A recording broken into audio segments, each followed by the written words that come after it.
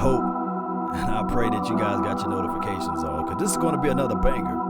This is going to be another one for the Dallas Cowboys Nation. Let's go. All right. Yeah. Let's go. Hit those notification balls. Shout out to Big Game James, Silver and Blue Nation. What up, big dog? What's good with you, man? Man, you know how we do, you know what I'm saying? Just from the basketball game, leaving the high school basketball, sliding right in this football with my dog. You did like 32 shows today. I'm glad you graced me with your 33. Yes, indeed. And I'm glad you hit me up with that number, man. That's a cold-blooded number, Cowboy Nation. Yes, indeed, man. It's always a pleasure, man, talking to you, man. And speaking of that, man, you had one of the Georgia's finest over there, man, on your station the other day. And I was sitting there listening, and I was sitting there like, man, go ahead and tell everybody who you was talking to on your station, Live Like 95. Hey, we have my dog Quincy Carter, former quarterback of the Dallas Cowboys. You know, everybody was, had the running joke of Cocaine Quincy. And I talked to him, and before we even got on air, that was one of the first questions I asked him, because I remember how that rumor was out there. I believed the rumor because I didn't know. I was younger back then. I didn't know. So, the media, when you're not in media, it's crazy, blah. When you're not in media, it's like it's a whole different world. When you step in the media field, everything changes and everything starts to come to light, and you start seeing things and hearing things that you thought were never true. And you're like, oh, so this is the way it really was. But you know what? Got to bring in Quincy Carter. He gave me a great time. The only bad thing was, he was in a halfway house. He's in an AA facility. So we couldn't really have the lighting that I wanted because there were other people around, and we wanted to have some kind of quietness. So that was kind of bad. But at the end of the day, he still gave me a great interview.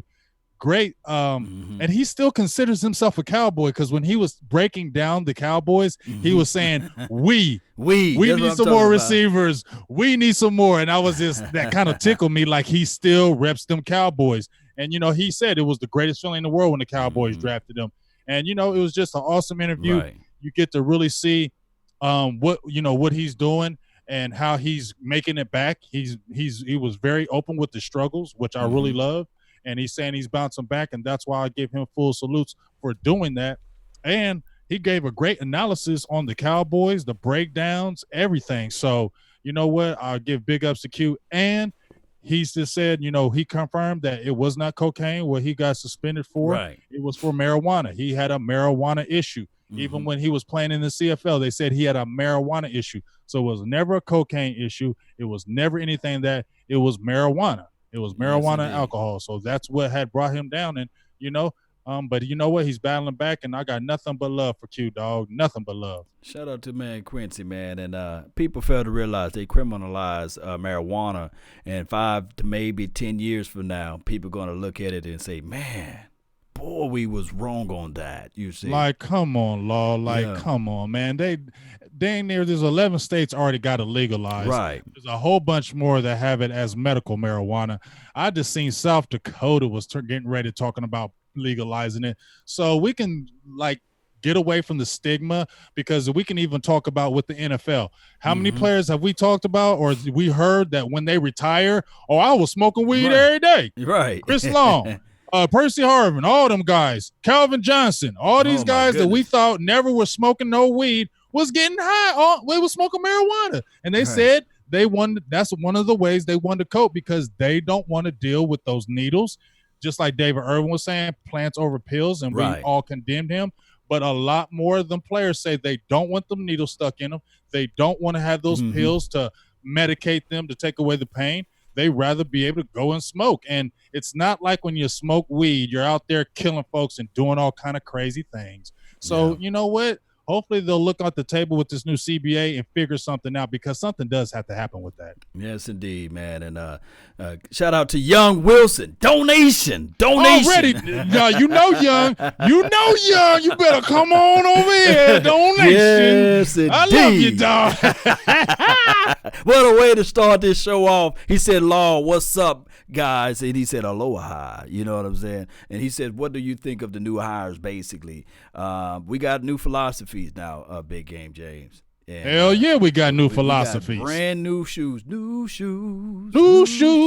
Hey, can I pat myself on the back right quick? Pat it on the back, man. What's good? I'm just gonna pat myself. I ain't saying I was the first. I'm not saying that. I was not the first. But I will say that as soon as they were talking about a real coaching change, Mike McCarthy was one of the guys that I wanted. Him and Urban Meyer. I said Urban Meyer because I felt like Urban Meyer was more of a control guy, and he was going to get things under control. But one of the reasons why I like Mike McCarthy, because he's tough, he's hard-nosed, and he's a no-frills type guy to me. And how many times when I watched the Packers, he was getting on people. I remember when he had Eddie Lacy back there, and he's like, guess what? You better lose that weight or you ain't playing, or we're gonna fine you unless you get your weight down, because we're not going to be having that. And that's one of the reasons why I really loved him. He's proven. He's won a Super Bowl. He's been to championships. He's owned Jason Garrett 5-0 against Jason Garrett.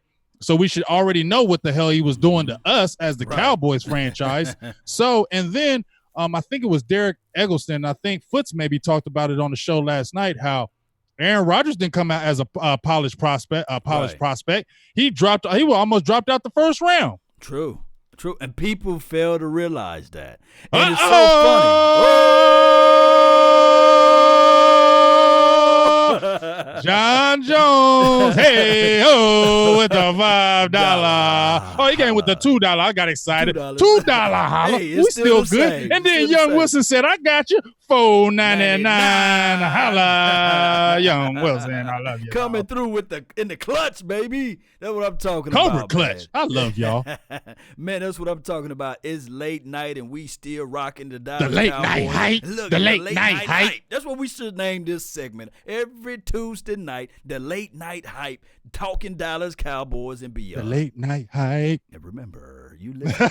And remember, you are listening to late night hype. You got the voice for that. Let me tell you something, dog. If you ever want to do a night job, you better get your butt on a radio station at night that plays them hits. And now we got the slow jam. You would kill it on the slow jam, and everybody would listen to you. I'm just letting you know that's a great profession for you. You want to do on a part time. You would make a lot of money. Hey, ladies. And remember.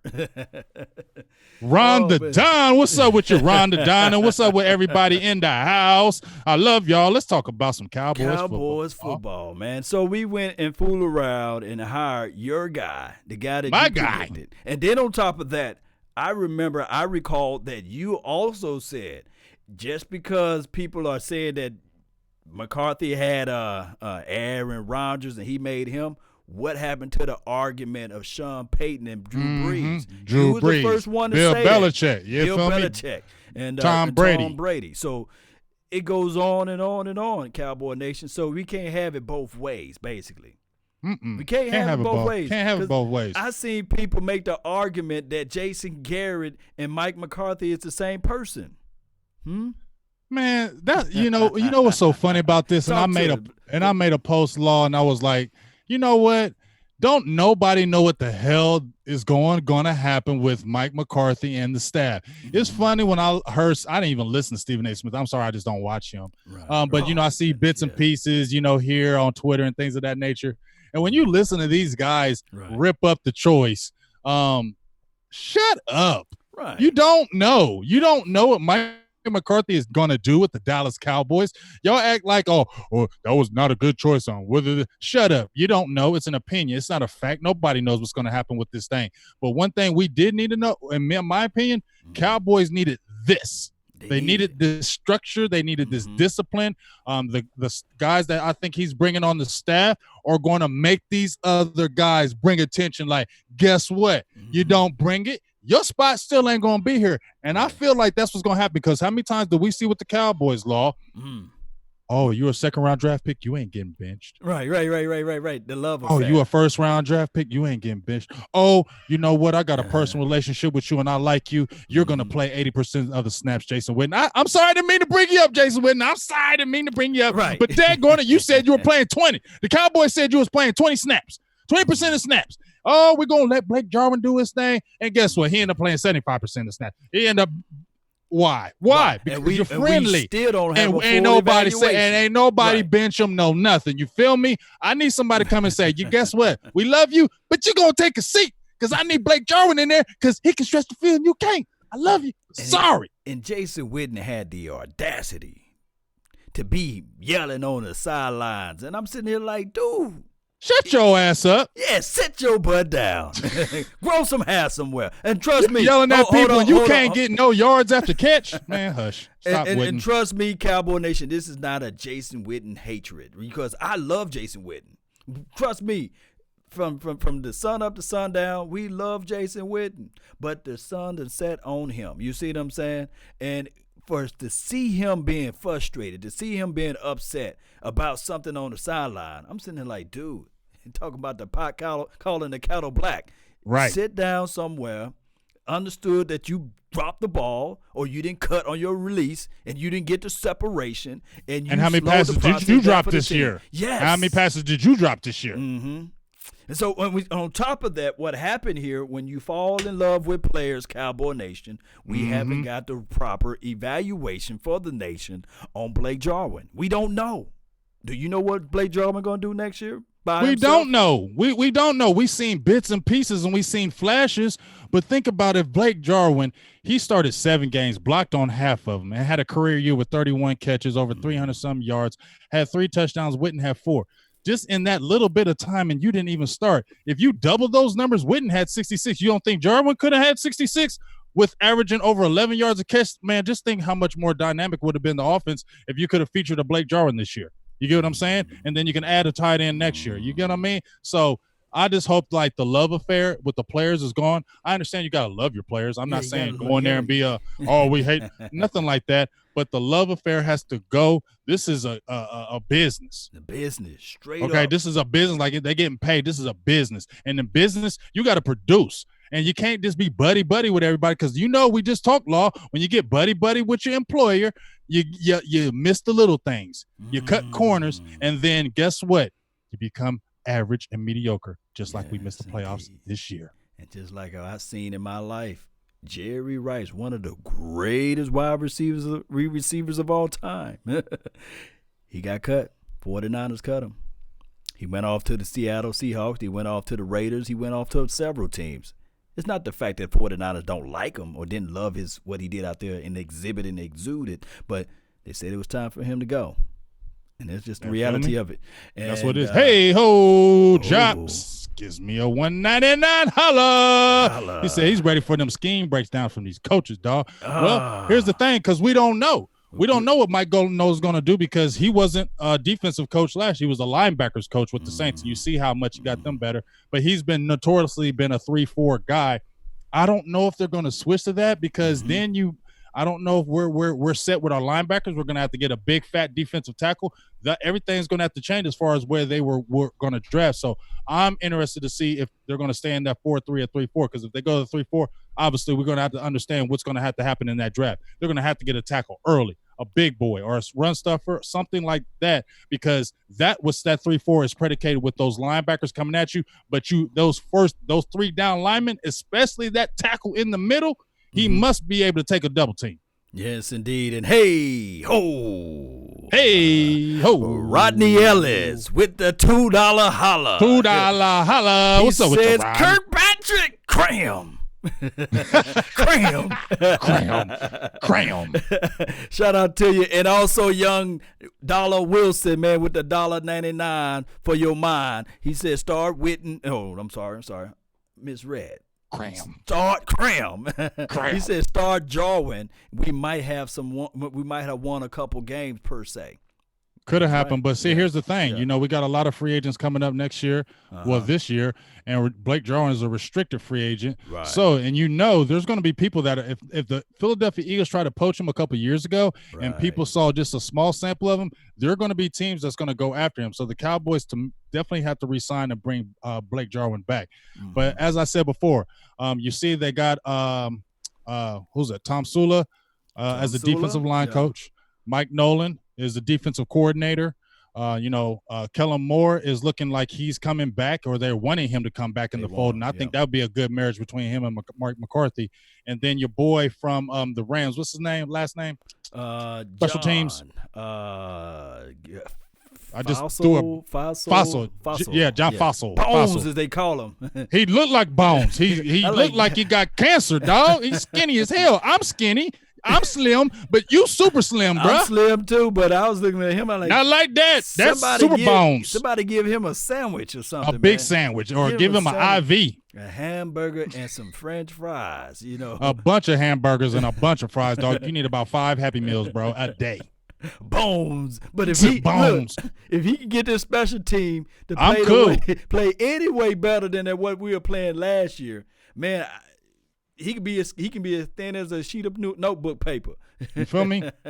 But here's the thing, as far as philosophy, and we talked about 3-4 versus a 4-3. A 4-3 type of defense and the type of players that we've been scouting for the Dallas Cowboys been one gap players, shoot gap, hit gap, get off the burst real quick, and these sorts of things. But when you're playing 3-4, it's more technical. It's more of two gap situation, taking on two people at one time and having your edge to compress and get out there to the edge and get to the quarterback. Or when you blitz from the interior inside linebackers, they're going to shoot those A gaps, or they're going to penetrate the B gap, or they're going to go back to the double A gap blitzings and these sorts of things. The 3-4 defense is so complex that they don't allow you to play 3-4 defense as relates to Pro Bowl, you see, because that type of defense is designed to create pressure and confusion. You see, it's hard to read that 3-4 defense when you don't know whether or not the interior linebacker he's going to shoot the gap or he's going to fall back in coverage, or you're going to send a quote-unquote Jalen Smith out there on the edge and he's playing – well, he's going to still be standing up. But it's hard for young DBs to recognize and identify big game, James, unless without series of tapes to seeing how they're going to stop that type of look. Now, the reason why Rob Marinelli don't do that type of style of defense, because he's more of a traditional 4-3 down lineman or what have you, is because he was successful at Tampa Bay with the Tampa 2 defense opposed to the 3-4. Mike Nolan and Tom Sula, they don't know nothing about 4-3. They gonna go what's comfortable, and then on top of that, they got a small shelf life. And on top of, McCartney got 5, they probably got 2. And they're gonna have to bring it, and just like you said with that 3-4, linebackers it's gonna, like I said, it's gonna change a lot of philosophy, because where we weren't really linebacker dominant, now if you go to that 3-4, you're gonna have to be linebacker dominant. That's gonna be your force of players, is those 4 backers. And then you still got that situation. I'm keeping it real. Me and you had already talked about it. I ain't sure about the LV. They keep on talking about naming LVE and Jalen Smith and all them. I'm sorry, and I'm not saying his career is over, nothing like that. But dog, you had your neck infused surgery on spinal stenosis. I don't make me feel good, and you're playing linebacker where you have to hit people every day. I'm sorry. I feel like if you go to that 3-4, if Mike Nolan's is on board now, and he goes to that 3-4, you got to get them linebackers. I'm sorry, I'm not trusting LVE's neck. And then they're talking about, can DeMarcus Lawrence stand up and play it? Guess what? When Bill Parcells came over to the Dallas Cowboys, they were 4-3 dominated, and what did he do? He switched to the 3-4. He brought his guys in, and guess what? Greg Ellis, who was a defensive end, 4-3 defensive end, he went and stood up, and he had his best year as an outside linebacker when he had 12.5 sacks, and he bulked. Remember when he first was Parcells came in, he didn't want to play linebacker. He wanted to play the end. Parcells said, this is what you're going to do, and this is going to be better for you. And guess what? He ended up having a better career. So I believe DeMarcus Lawrence can be a stand-up backer as long as he's not dropping in coverage and things of that nature. And I think they can make that work. But if they do, they're going to have to address things as free agency, bring back like a Joe Thomas, things of that nature. They're really going to have to shore up that linebacker, and we're going to have to figure out what they're going to do at that defensive line position, because I don't think Malik Collins ain't that guy in the middle. No, he'll be too light. I like Antoine Woods, but he's not going to be heavy enough to hold that at 310. He'll get thrown out of the Hell no. He's not going to be able to hold it. Look, those guys that's in the interior, they can barely beat one gap situations. You can only imagine when you ask them to do 2 gap procedures, is that's just not going to work. But we do. I'm going to say this, Cowboy Nation. If the Roger Goodells get out for his high horse and just fall back a little bit, Randy Gregory can play outside linebacker position. Yes. And then Robert Quinn. Yeah. Mm-hmm. Yeah. And what's that kid name? I forgot. Jalen Jelks. Jalen Jelks. Oregon, right? That's my guy. That's your boy. That's my guy. I wrote an article about him. I loved him. I watched him in training camp. We both watched him. Man, he's got great size, 6 foot. He's a legit 6'5". He's a legit, he has that size, who I liked in the draft when we were talking about Edmonds from Buffalo. Yeah. That was my guy who I wanted to draft besides LVE. And you've seen what he's did his first 2 years, been dominant. His first 2 years at Buffalo. But that size, 6'5", 250 pounds, that's what Jalen Jelks brings to the table. And they already have him listed as a linebacker. So maybe you got them. You still got Joe Jackson in the fold. You still got Dorrance Armstrong Jr. So they can figure out who can be rush ends and figure out who can transition to play linebacker. And I like Malcolm Smith. I think we in that short little time that we that short little bit of time that we saw Malcolm Smith is better than keeping that damn Chris Covington on the roster. Right. What the hell? You got him on the roster for 2 years and he ain't did jack poo. Yeah. So bring a Malcolm Smith back, something like that, and then possibly look at maybe another free agent linebacker and look maybe in late rounds as a linebacker if they do transition. I believe Mike Nola can flex between a 4-3 and a 3-4, but I'm not tripping if they go to the 3-4. My main thing is I'm just excited for the new breath of fresh air. I'm not sitting there saying Super Bowl or anything like that. Right. When you got a guy has a pedigree, and I believe he's going to come in because he's not family. So I believe Jerry will have a shorter fuse with him when like a Jason Garrett. So the clock is ticking for a Mike McCarthy to get it done because he don't got a long life. He don't have a long shelf life, Cowboy Nation. Shout out to Thomas Garrett for making a donation to help grow the nation with that $2 holla. $2 holla. And shout out to Vondell Jackson with the $9.99 holla. Smack me in the face with that holla. He says, I like the moves we are making. We're getting old Cowboys players to coach the team. Just don't bring Jason Witten in them yet. Make them earn it. I was talking about that on my show, Law.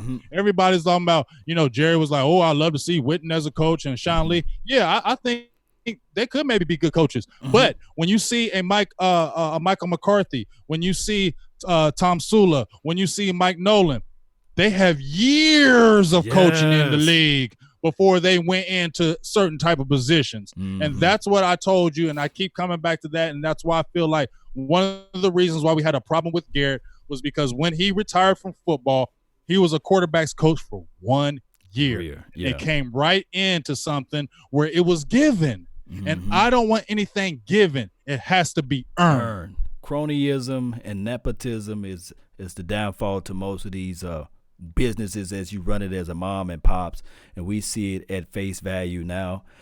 We're looking at this team, and the same love affair that we had for these players are gone.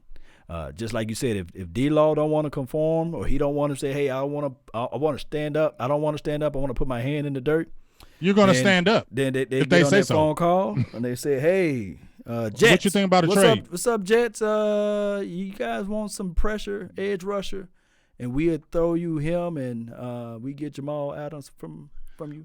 But you see what I'm saying, Law? That's what I think we have been missing because it would seem like they say the inmates shouldn't run the asylum. Right. You get what I'm saying? The inmates can never run the asylum. And when I hear a lot of the players, and I'm not hating, a lot of the players had a lot of love to say about Garrett. But a whole bunch of love. Because I'm not saying it was hard, but come on, dog. I seen that training camp. It wasn't hard. That wasn't no hard-ass training camp. We was out there, and I've been out there the last 2 years. Them wasn't hard training camps, y'all. They're not. I don't care. And we need that tough-noseness. I posted an interview with James Jones. I believe, listen on here, Justin Quarles says he's seen an interview with Jermichael Finley saying he's tough and hard-nosed. And we seen Mike McCarthy. We seen him. He don't play around. He's a tough-nosed guy. He does not play around. Right. And when he's coming into a new area, you think he's going to be soft on them boys? No, because he got to set his tone. He's got to set the tone early. He's got to establish the tone early. So what do you think he's going to do when he get in there? Oh man, he going to hurt some feelings up in there. But maybe some feelings need to be hurt. You get what I'm saying? So, I think my guy Jamie O'Dell, what's up with you, big dog?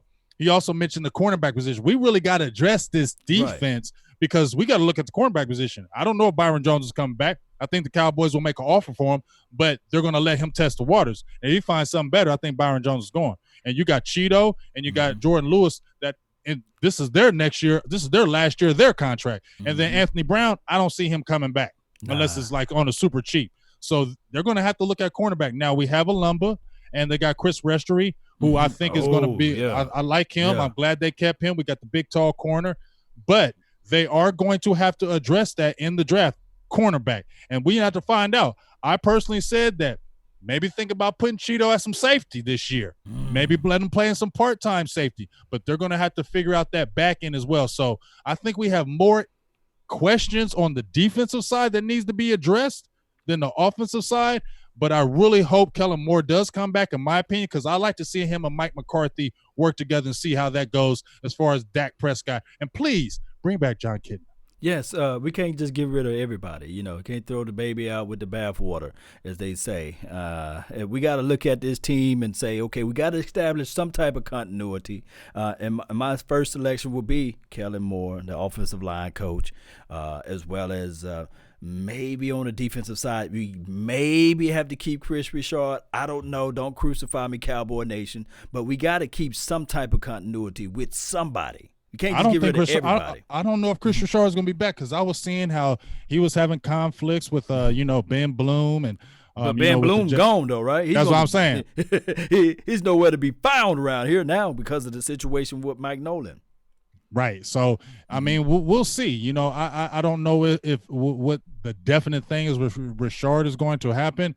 I said a couple of days ago I would love to see Richard by himself without Rob Marinelli be able to coach the defense, but it doesn't look like that's going to happen. Right. But if you look at Mike Nolan, they say he got crucified with Atlanta, but he's a guy that gets turnovers. He's a guy that gets turnovers. And what is one of the biggest things that Cowboys have been famishing on is turnovers. And that's what we need. We need guys that can create turnovers. And I believe Nolan, and I like a Mike Nolan. Some people are like, whatever. But maybe as a head coach, no. But as a coordinator, a defensive coordinator, and I feel like the pressure is going to be on him to produce. And when you got pressure, it can bust them pipes. And I feel like that pressure with Mike Nolan, and he's going to come in and establish a lot of different things as far as the defense. Rob Marinelli, I'm not hating on you, dog, but I just feel like, they called you Papa Rod and Dad and all that good stuff, and that's all great. Right. But you know what?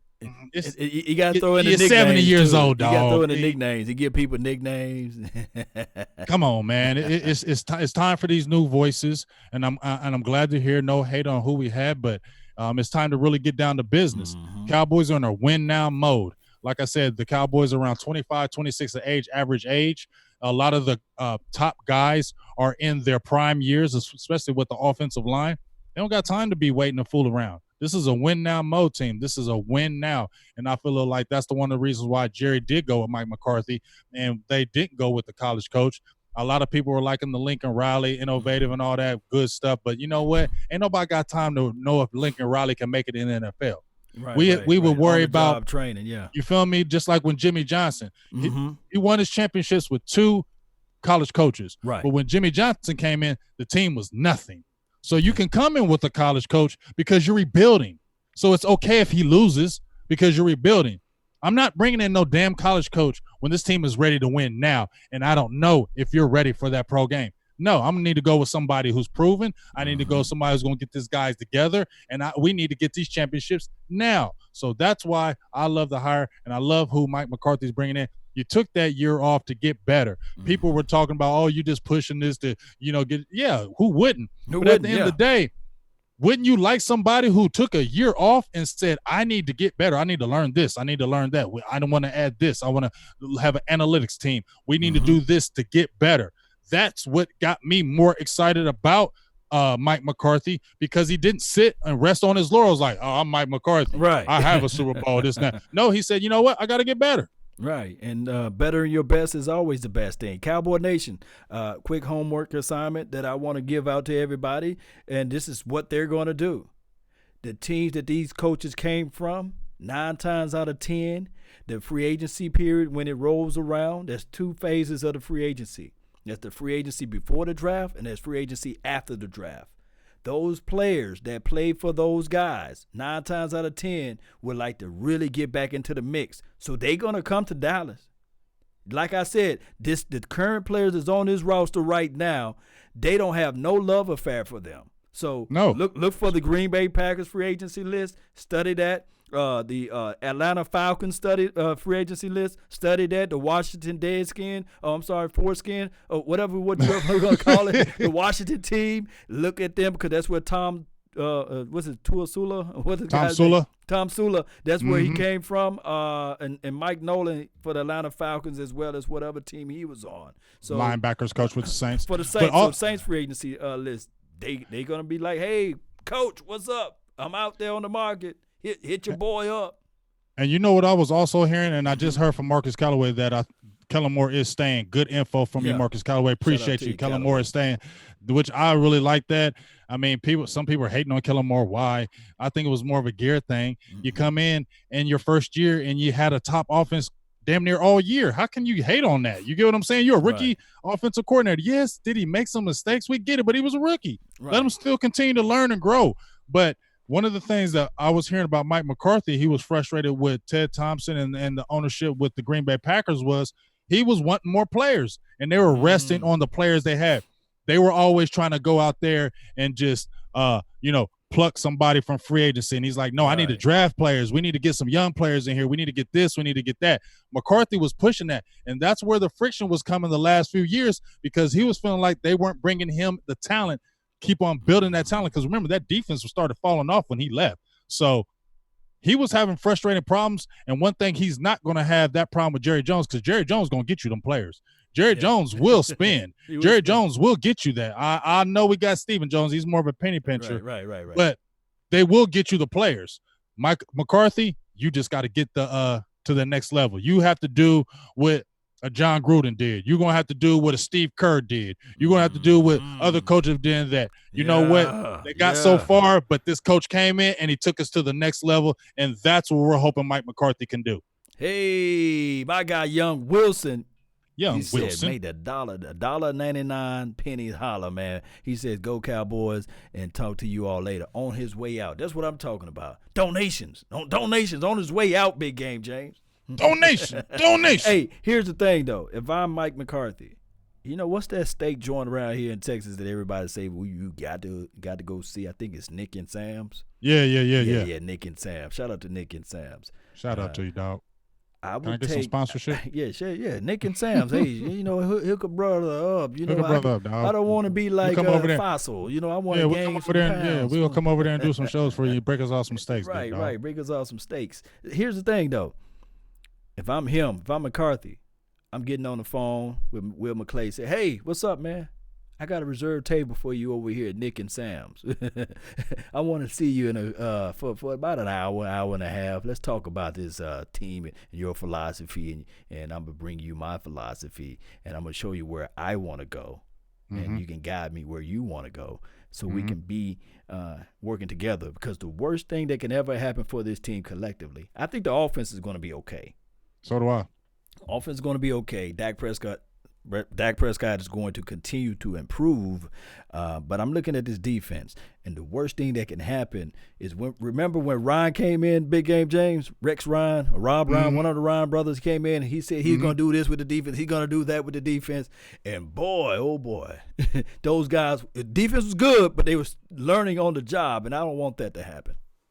But you know what? When Ryan came in, a lot of Cowboys players were crying. Why? Because they had that 3-4 defense. It's too complicated. Right, remember that? It's too complicated. We can't learn this. We can't just play. We gotta read and do this and do that. We can't just react. And they was all crying. And then he got rid of him and went back to the 4-3. Whining and crying about it. Guess what? If this is the guy that's the coach and he said this is the defense we're gonna do. And guess what? You're just going to have to learn that mud-sucking stuff. Yeah, learn it. So I don't want – if anybody whine now, and I don't think Jordan Lewis or if Byron Jones somehow happen to stay, I don't think that those boys are going to whine, or Cheeto Woozier, or even Xavier Woods, Jeff Heath, because they're going to have to bring Jeff Heath, and he going to probably be one of the linebackers out of that 3-4. So I don't think that those boys are going to whine. Shout out to Rico Suave, man, for the donation to help grow this thing, man. Really appreciate you, man. Donation. Donation. Yes, indeed. Yes, indeed. So what's your thoughts on that? What's that? I don't feel like, like I said, the defense, you know what? It needs a good kick in the ass right now, okay? Because hot boys this and hot boys cans and hot boys coolers and hot boy bikes and I forget all the hot boys. I hope they come in there and say, you know what? Clear eye view. Yeah, guess what? We ain't talking no hot boys, nothing.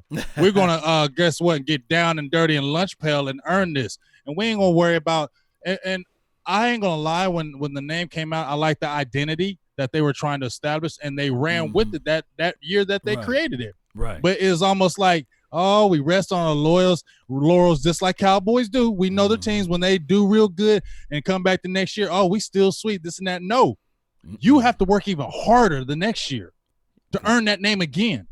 You get what I'm saying? You have to work even harder. If you were good last year, you have to work even harder this year. And I feel like the Cowboys fell back because guess what? We rested on our laurels. Yeah, we the hot boys. We were great last year. Nobody gives a hell if you was great last year. This is a what can you do for, or what have you done for me lately? And nobody wants to hear no hot boys this and hot boys that, and y'all ain't producing. And it wasn't like it was a bad defense, but the defense should have been better, especially in some critical games that we had. So I think that what the guys that they're bringing in, I think they're going to bring a lot more tough nose. I just feel like I like Rob, but I just feel like I don't know if it was a country club atmosphere. It just felt like it was easier with them guys. It just felt like it was easier, and I don't want it to be easy. I mean, when we looked at Michael Strahan and them guys when they was with the Giants, they hated Tom Coughlin. Yeah, they were hating him. Yeah, but you know what? They came back later and said, "I really appreciated him. I didn't like him in the beginning because he was setting the clocks 10 minutes early. He was doing this. He was doing that. He was on our ass. I couldn't come, But guess what? They won Super Bowls out of that. They won it. Hey, I'm trying to think. What Super Bowl winning team really liked their coach? I'm trying to think. Maybe the Philadelphia Eagles. I don't know. I don't know nobody who really liked their coach when they won a Super Bowl. I can see tons of people who don't like Bill Belichick. I can see tons of people that didn't like Bill Parcells. I can see tons of people that didn't like Jimmy Johnson. I can see tons of people that didn't like, I guess you can say John Harbaugh at some points. But this team, now we got some uneven structure going on. And remember, Cowboy Nation, you don't get nowhere with comfort, you see. No, you can't be comfortable. Are made through triple pressure in the heat of the world. You see, pressure. That's how you get better. Hey, ho, young Wilson, you came over here, dog. I love you. I love you, dog. I knew you would. It said, BGJ, good night, bro. Go Cowboys. Aloha to you as well. Appreciate you, big dog, young Wilson.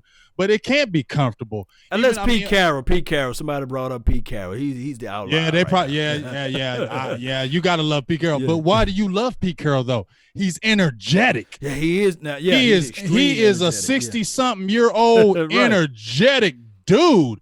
That's why you love him. But he's still on it.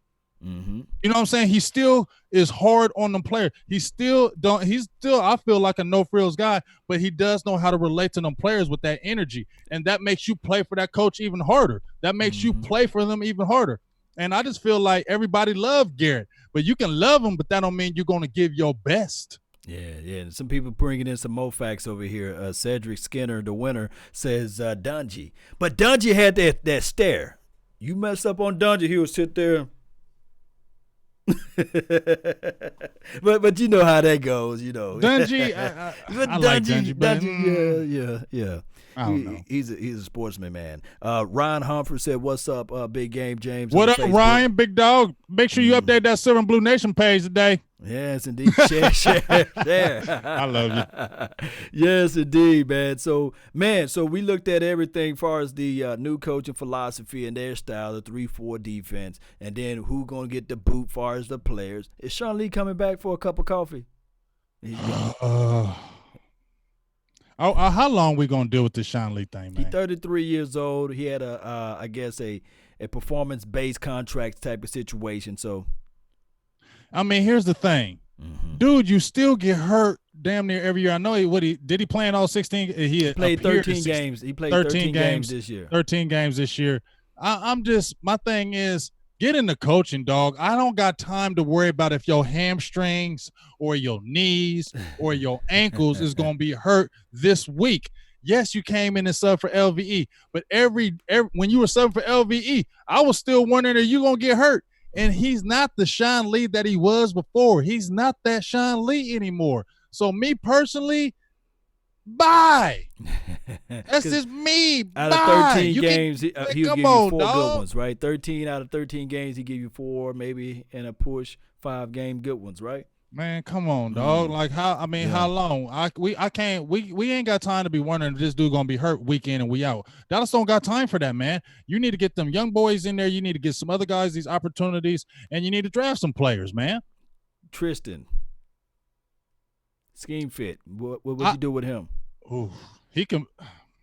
He definitely ain't gonna be in that middle. You might put him at a rush in because he does have a quick first step. He does have a quick first step. He does have a quick first step.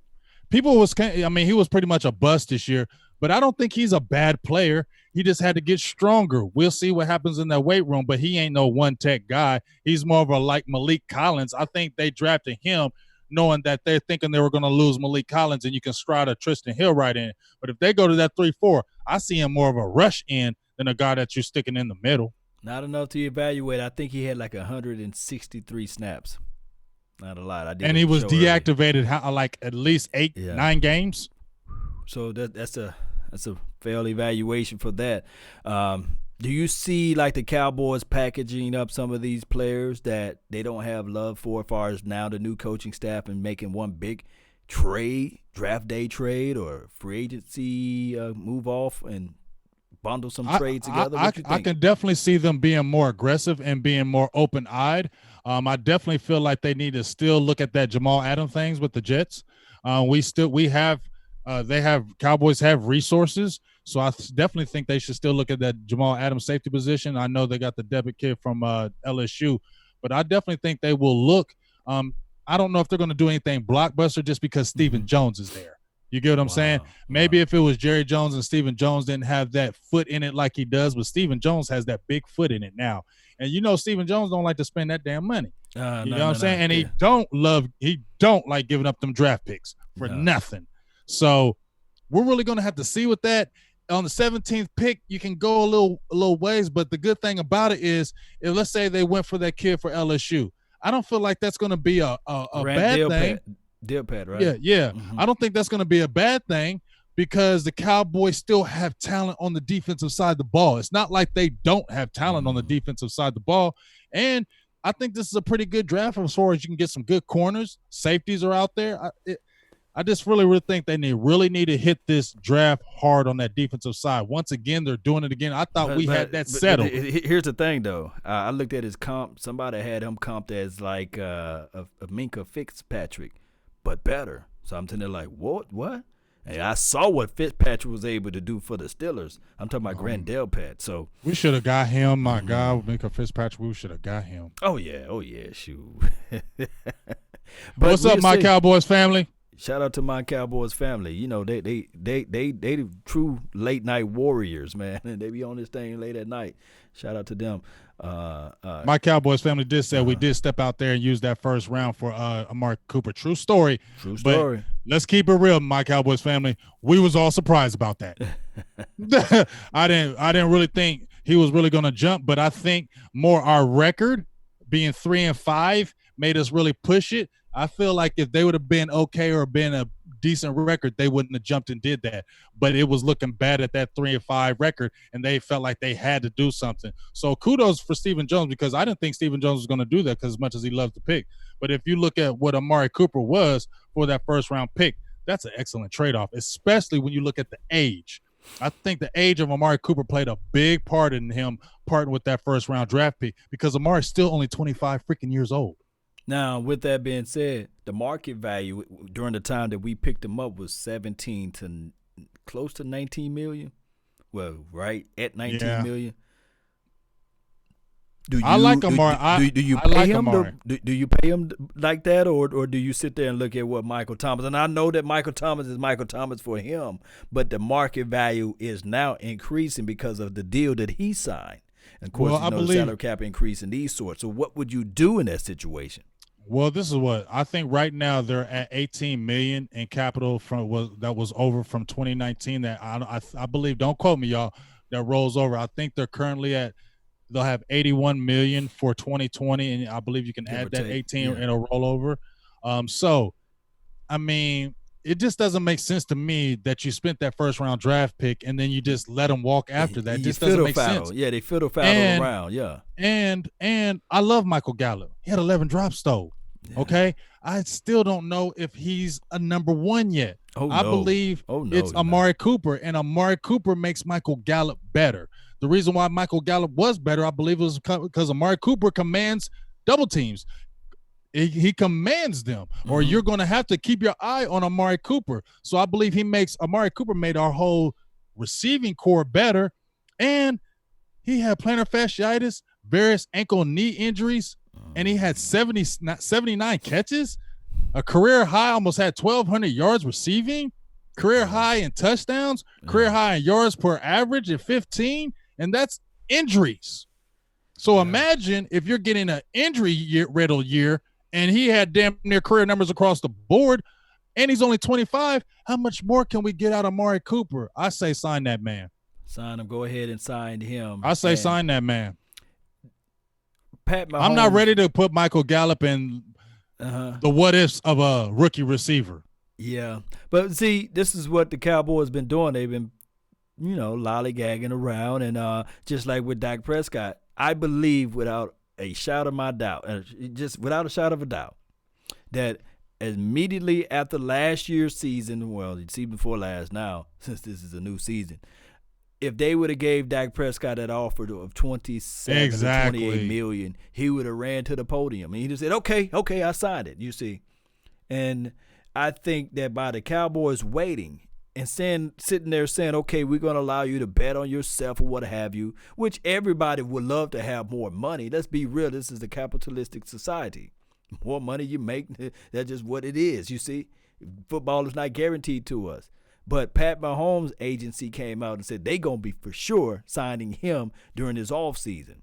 Mm-hmm. And I'm telling you right now, Cowboy Nation, not saying that Pat Mahomes is light years ahead of Dak Prescott. I know a lot of people going to say that. But from a numbers base, and especially predicated on what he do this weekend, it could be up to grabs. You see what I'm saying? Because then Dak can say, well, according to these figures, and according to these stats, because you know how stats go, Cowboy Nation and Big Game James, I want this amount of money because he got that. Well, I mean, it's going to be tough. The market is the market. The market is the market. I hope they don't play the game where they're franchising Dak. I said they would. I hope they don't play that game where they franchise him and do the back and forth, because at the end of the day, if I'm Dak Prescott, I mean, how much more do I have to prove to you guys? I mean, either you want me or you don't.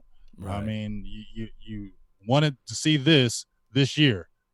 And what I do, I must do for 5,000 yards. You know what I'm saying? So what more would I have to do? I played in all 16 games, haven't missed a career start, played through injuries. I mean, never been in trouble. Sign this dude, dog. It's going to be. Are we really trying to go back and start over at the drawing board, drafting a quarterback and go through all that, and when it's a win now mode? Are we really trying to do that, Law? Well, if Justin Hughes, I mean, you got pieces in place to make a run. Why start? Why mess that? Why mess that up, Law? I don't know. You should. It just depends on how Mike McCarthy, and from what I read and what I was able to see, he loves Dak Prescott. He loves him, you see. So it's not up to him to say, okay, I'm going to get rid of him, because he already sees something that a lot of people don't see, and he loves the fact that what Dak Prescott can do as it relates to throwing from the pocket and also rolling out. So let's see. I mean, if you Perry Locke, thank you for the donation to help grow the nation, man. Dropping $10. $10 holla. We loving that. But I mean, championships when our defense is great. We fixed the damn defense, and we will be consistent. We win championships. That's what Perry Locke says. I mean, defense does win championships. Yeah, it does. But I got my guy Jop says he thinks Dak will get franchised, and he needs to prove it again to the new coach. I disagree. I don't feel like he has to prove it again. Why? He's had 4 years, and his numbers. Look at his numbers in 4 years. It's not like they're trash. Right. It's not like he's been a winner every year except this past season as far as record wise. He's been to the playoffs twice. Technically, not to cut you off, Big Game James. He never had a losing season. You get what I'm saying? So I don't think he has to prove it again to Mike McCarthy, because Mike McCarthy had glowing reviews from his 2016 season because he saw him twice. Saw him in the regular season, they beat him. They lost in the playoffs, but he had a lot of good things to say about him and Ezekiel Elliott. And we know that Mike McCarthy likes running back. He had your boy over there, Lacey, and he was running that ball with him. I believe when he was with New Orleans, he had Ricky Williams, and Ricky Williams toted that damn rock. So you get what I'm saying? Now, man, you bringing some facts. So my opinion, we don't need to mess up what is already there, especially on you have the pieces ready. So why don't you sign your guys? Why sit there and play this game and, let's go in the draft? And no, this is win now mode, dog. This is win now mode, dog. Maybe if you're rebuilding, then think about it, but this is win now mode, and we ain't got time to be figuring out or wondering if this player can do this and that. We've seen what Dak Prescott can do. And we don't think Mike McCarthy can't make him better. I think he can. And if you still keep Kitten in the fold with Kellen Moore, I think it's going to be an even better Dak Prescott, y'all. My goodness, you ain't lying. And also, Frank Gore, Garrison Hurst, those guys coach some good running backs, man. When you think about it, if you start looking at the coaching tree and you start looking at players that they coach some good guys. Even Mike Nolan, he coached Ed Reed. Not saying that he was the reason why Ed Reed played the way he played, but there's something to do with a lot of this stuff, Cowboy Nation. And I'm not trying to sell you guys dreams and false hopes. And shout out to Standing Alone Complex for making the $5 holler, the donation. $5 holler. He said, I love the hollers. Javon Kinlaw. That's a good name at the end of it, Kinlaw. He said South Carolina guy flexed shirtless. He's a war daddy. I have to really take a good look at Kinlaw. Deuce McAllister, too. Deuce McAllister. See, we got some guys that coached up some good running backs. So they probably can look at Tony Pollard and say, hey, man, back when I coached such and such, you see, this is why I want you to hit this run. This is why I want you to do a reverse at this point. This is why I want to see you squeeze from the inside. Or this is why we're going to do this draw play right here in this moment, you see. And let's not also forget, Law, McCarthy had to make the tough decision with Brett Favre and Aaron Rodgers. Yep. Because Brett Favre was still established, and he wasn't trying to move out the way, and McCarthy wanted Rodgers, and it got real dicey. You get what I'm saying? So he's in there to be able to make tough decisions. That's a tough decision when you have a future Hall of Famer and you have a guy that you drafted that you want to take the reins now. People forget about that back and forth that was going on in Green Bay. And like I said, when Rodgers came in, he didn't come in just throwing 5 touchdowns a game and this and that. You know what? Mike McCarthy helped develop him. And when people say, it got stale when McCarthy over Green Bay, I was saying this. After you're with the organization so long, that voice begins to fall on deaf ears. Right. They'll hear you, but they just don't listen as much because it's the same thing over and over, and we ain't getting championships. See, like when you got Belichick, they'll listen to him, and he's a great coach because he's winning Super Bowls. Yeah. If they was doing all that and they weren't winning, ain't nobody listening to no damn Bill Belichick. Right. Let's just keep it real. You can be there 10, 12 years, but if you ain't winning, players ain't going to keep listening to you. That's just the truth. And that's why Bill Belichick, when that started to happen, he'll cut them, trade them, he'll get rid of them. Exactly. I'll get rid of you and get a young guy. Get a young guy. Because that young guy's going to be more impressionable, where that veteran's going to be like, I ain't going to keep doing this. You ain't going to keep doing this? Well, we're trading you. Cut, bye. They see those things before it come up and get rid of y'all. Yes, indeed. Newsflash, Cowboy Nation, regardless of how y'all look at Mike McCarthy, you don't go 15-1 by mistake. You don't. I know that Aaron Rodgers, everybody say he's a bad man, but you don't go 15-1 one year by mistake. And then on top of that, Big Game James, the year he won the Super Bowl, they was 10-6. We just that far. We're not that far away being removed from being 10-6. Last year. So that's motivation, Cowboy Nation. That's life. That's hope. And when there's hope in the future, there's power in the presence, Cowboy Nation. So we got this thing. We just got to figure out ways, man. We got 6 more minutes before we wrap this show up, Cowboy Nation. Shout out to you, Jet D, for making the donation to help grow the nation, man. He said, #babybeard, Big Game J. You see, I showed you out a little bit. I can't touch the baby beard. I cannot get no damn facial hair. I can only do the goatee. And it took me, I didn't even grow my goatee. I didn't even start getting facial hair until I was like 26, Law. Wow. You know what I mean? So it took a long time. And so when I finally got my goatee like I wanted, I said, I ain't never cutting you off, baby. We're going to stay here forever. I love my goatee. And my boo thing really love my goatee. So that's when I get all nice and cute for her. Ain't that right, boo? Yeah. Boo. Hey, boo. Hey, she like, yes, I want to go teeth. Hey, boo. Jonathan, appreciate you. Beard. Pablo, Terrence, shout out to you all that's on the Facebook panel, man. I'm sorry I didn't get to your questions there. Who do you got live over there, Big Game James, that you want to get? Well, I got Chris Shaw. He says, I kind of want to see Jalen in the 3-4. Yeah, wow. I kind of feel you on that. Yeah.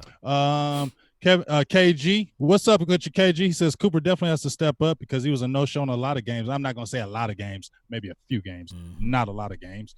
But like I said, you had career numbers and you were injury. So that's what I look at with Amari Cooper.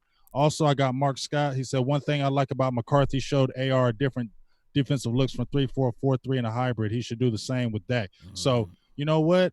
I like what a lot of people are saying, but you know what? A lot of people, Cowboys fans, are on board. If you were a hater of this, you just need to go somewhere because that just sounds like you a miserable Cowboy fan. If you ain't even happy about this right here, because we are at the cusp.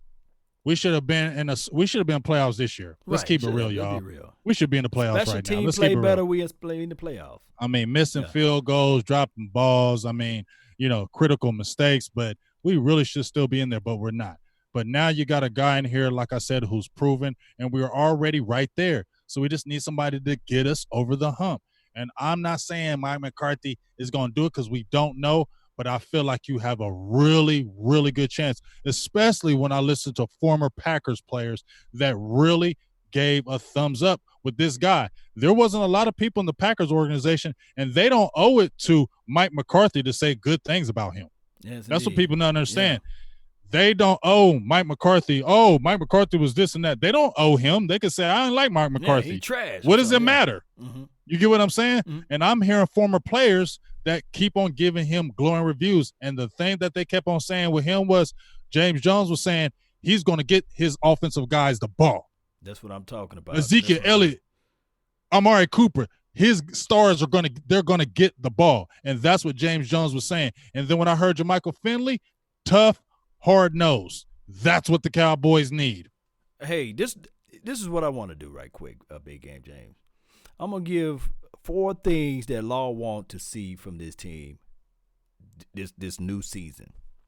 Number 4, I want to see special teams play. You see what I'm saying? I want to see special team play. I will be looking for that. That's number 4. Number 3, I want to see more blitzing. I think that if we can just blitz more, just blitz, but just blitz, man.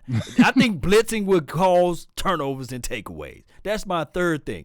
Number 2, I want to see the running back unit, not just Ezekiel, but the unit collectively run better. McCarthy's going to do that. I want to see that. Tony Pollard's going to play with McCarthy. And the number one thing that I want to see with this Dallas Cowboys team, and I hope you guys write it down because you guys can hold it to me, because these are the things that I really want to see improve with this team.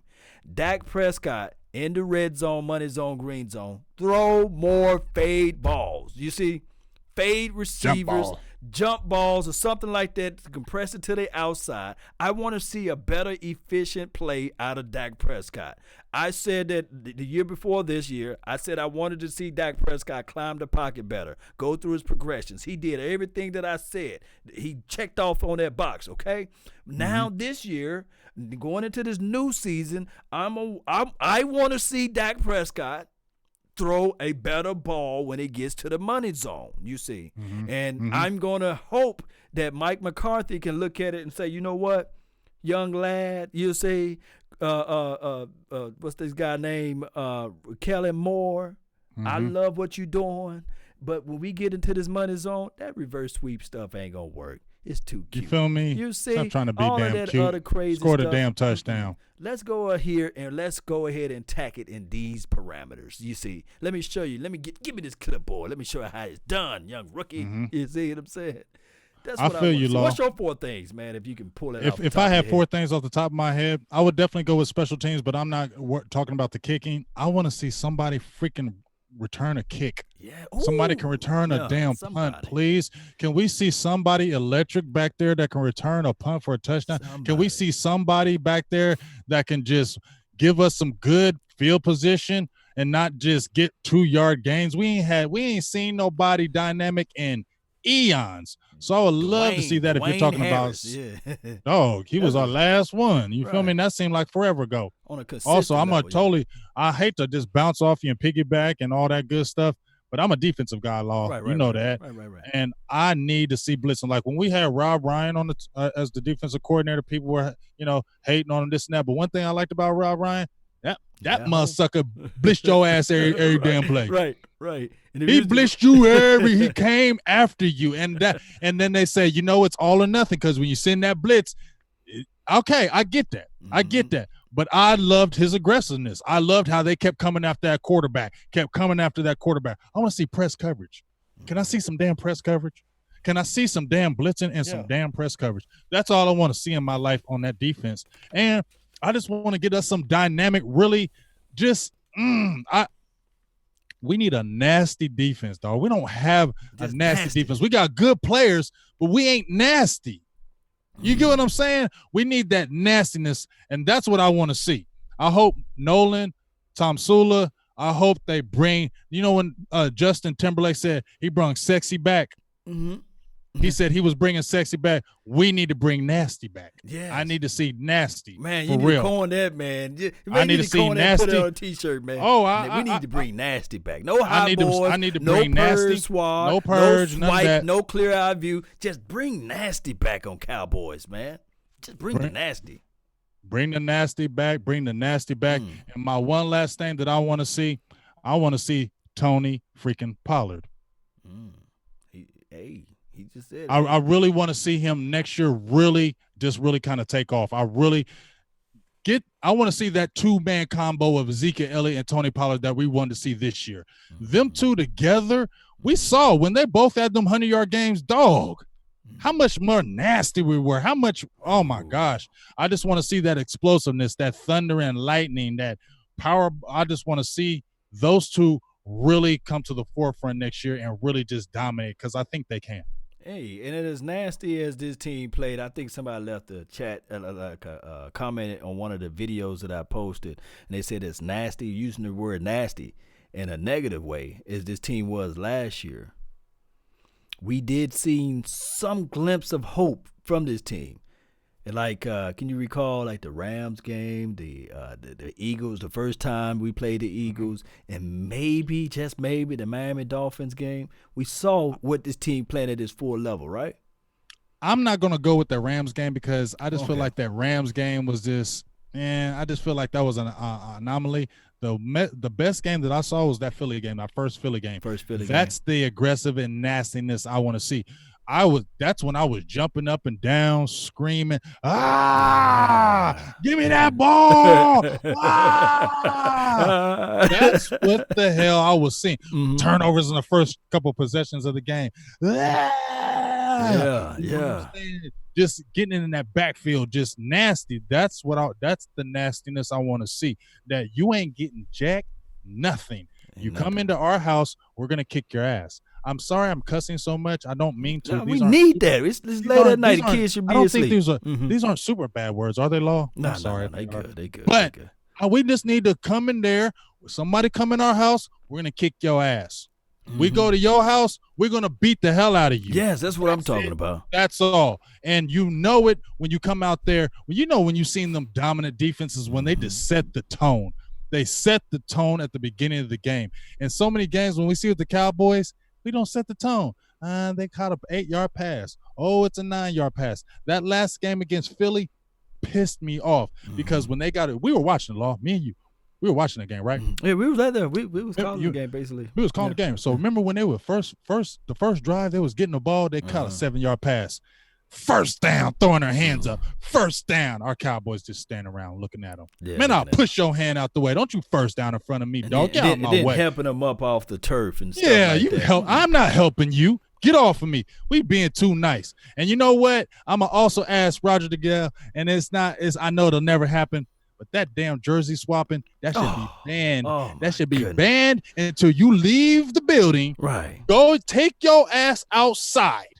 Out the building and swap your damn jerseys. Stop after the damn game and you just lost. And you swapping a jersey with somebody signing, hey, I got a jersey. Man, what? I'm going to frame this ass whooping. We just lost by 27 points, but I got your jersey right here signed. Yeah, I don't want to see any more of that crap. That either, man. I do know that, these guys are multi-millionaires and these sorts of things. But I never liked that. I hate losing that bad, I do. I'm a sore loser, Cowboy Nation. I admit it. I'm old enough to admit it that I'm a sore loser. But one other thing, though, Cowboy Nation, we do need to bring that type of physicality back. Nasty. John Sparks said we still soft. I don't think that even if we soft now, I don't think that McCarthy, I don't think that Tom Sula, who people were saying that he farts in interviews, I don't think that even Bones, he looked like he's ready to cut up some things with the elbows and chins. So he looked like he's ready to cut up something. And then Mike Nolan. Tom Sula's no frills. Yeah, these guys ain't going to Tom Sula's no frills. And I think they're going to bring that. I think that's why I said that's why Jerry, when I feel like went and got these guys, because you know what, we're going to bring some toughness back up in this locker room. Yeah. We're going to bring that nastiness, because it's just too nice up in here. Yeah. It's just too friendly. Everybody love everybody up here. Right. Everybody, we just all love each other. Hey, you know what? It's okay. I can hate you during the year and then hate you during the year, and then we can love each other in the off season. But right now, we ain't got time for just be loving each other, dog. We got to win this damn championship. We ain't got time to be loving and BGJ James, all that it just crap. hit me though, man. I can guarantee you that in the interview now, and I say this because I want us to go 16-0 and all this stuff, but if we lose the game, I guarantee you that these players not going to be sitting there saying, I think we lost because I just didn't execute. I didn't hit my assignments in alignment. No. Tom Sula, go look at some of his clips. He go ham. He gonna be like, you mother sucker. You didn't hit your assignment. And then the other guy gonna be Mike Nolan. He's gonna be all in the face like, you mother suckers. Call him mother sucker. It's okay. They need some of that right now. Okay, because we ain't got time to waste these years no more, Law. Let's keep it real. I know we getting ready to close, but Dallas ain't got time to waste these years, man. Like I keep on saying, 1 year in the NFL is like 7 years. It's like dog years. Okay, them is hard years for you to play in the NFL. It's a hard year for you to play in the NFL, and you have to when you have the opportunity. Because guess what? If you don't win, then the next year, what if you have a major injury to one of your big guys? This ain't like basketball. This ain't like baseball. Them sports aren't as physical as this game. So we don't know when you're coming in the next year who may be on the injury list, who may blow out an Achilles, who may blow out a knee. Ezekiel Elliott could be, I'm not wishing it, but you never know. Never know. We've seen it. We've seen it happen in training camp with Sean Lee. We've seen it happen with Orlando Skinner. We've seen guys blow their stuff out, beginning of season, be gone. So you have to take the opportunities when it's right in your face, and I believe we got a staff that's going to do it, in my opinion. Will we get to the Super Bowl? I can't say that, but I do like the horizon. I do like where we're headed as far as that. And Jerry looks like he let Mike pick his own staff. That's what I was a little bit critical about. Get even on that, but it looks like Jerry, I'm not going to say he ain't going to meddle, but looks like he said, you know what? Get your staff. I'm tired of this, and we need to make this happen. Because even with that interview with Quincy Carter, I will say this about Jerry. When I've interviewed a lot of former players with the Dallas Cowboys, I will say this, and I don't hate Jerry Jones. I will say this. They all say the same thing. Jerry loves his players. He does. Jerry takes good care of his players, and he loves the Dallas Cowboys. That's what Quincy Carter said yesterday. That's what Greg Ellis told me. That's what James Whalen told me. Lincoln Cole. All of them say the same thing, that he loves his players and he loves the Dallas Cowboys, and he does have a passion for it. Maybe that's why he's so damn meddlesome. But it looks like he backed off right here and said, go ahead and get your own staff. So that gave me a little array of hope for the future ahead. Yes, indeed. Cowboy Nation. So that we can be out here in Oxnard, you know what I'm saying, for more than 1 or 2 days. This is what we do with the donation to help grow the nation. We put that stuff to the side, buy better equipment, buy better lighting, buy better cameras and things like that, and also buy some stuff to get our butts out there in Oxnard so we can give you guys some raw footage. That good footage. Yeah, that raw good footage on how aggressive this team is going to be, right? Mm-hmm. So, Big Game James, tell them where they can follow you and find you and support your deal over there, man. Yo, check me out, Silver and Blue Nation. Facebook, I just did a show yesterday. That was the first show it seems like I did in 300 years. But guess what? I'll be back popping. Had a little bit of issues with Facebook, but we're back popping. So we'll get, those shows back going. Of course, YouTube has been great. I've been loving the people, even in the chat box. I love all you guys. Love all the support. Instagram, Twitter. You know where you can find the Silver and Blue Nation. You know where you at. Come holler at Big Game James. And, my boy Law, great guy. I just love you to death, dog. I love your hustle. I love what you do. And I'm always honored to always do a show with you, dog, just to let you know. Man, anytime, man. You know I can talk to Cowboys till the cows come home, baby. And for those who say they broke, that's all good, man. We all broke around here because it's not about monetary situation. The best thing you can do for the nation, for me, Big Game James, and everybody that's on this platform is tell a friend, tell a neighbor, tell a foe. Drop those links. Share this stuff, man. These links. Drop it in on them and say, hey, man, I know this dude, man. Hey, he ain't James Harden, but this dude, man, he 8 years older, man. He look just like him, man. I saw him last night at Walmart, man. Look at his content, man. Hey, this guy, Big Game James, he be telling the truth. Unfiltered, baby. Look, check this man that's what we out. Need from you guys. That's what we need from you guys. That's better than money.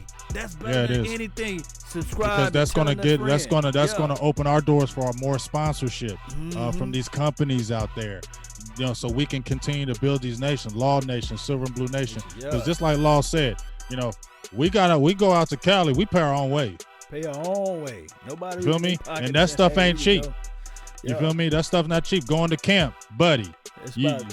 Law. About $3,000, man. About $3,000. About 3 stacks. You're gonna come up. Let's get real. How much training camp be costing this stuff? 3 stacks. You feel me? The elite club. You know what I'm saying? To walk around with the VIP. Dog, just to be walking around with them elite passes cost some bread. You get what I'm saying? And then, I'm getting ready to, I'm signed back up to the combine yesterday. I'm trying to get back out to the combine this year. Why? Because I want to get y'all even better footage, because I know when I went to the combine a couple of years ago, Michael Gallup was one of the guys I really liked, and I got to see him up close. It's even better.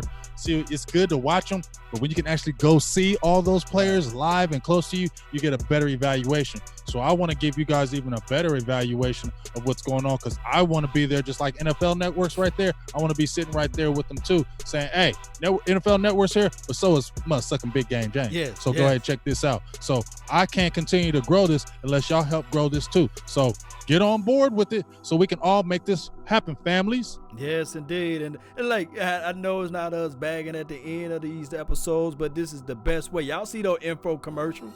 They pay millions of dollars to say, hey, buy this squeegee. You know what I'm saying? Hey, buy this and buy that. No. But you guys can help support the nation with less than $1, man. 99 pennies. I know you got it. And you hit that join notification button. It's right below the notification button. It's called Join Law Nation's Network. Or just follow my website, lawsnation.net.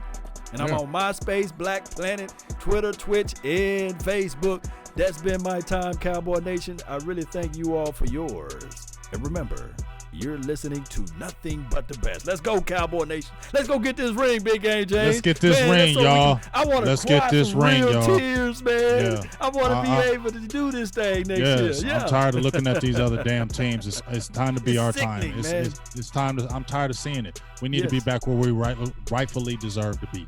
Yes, indeed. Let's go, Cowboy. Ring, baby. is ring.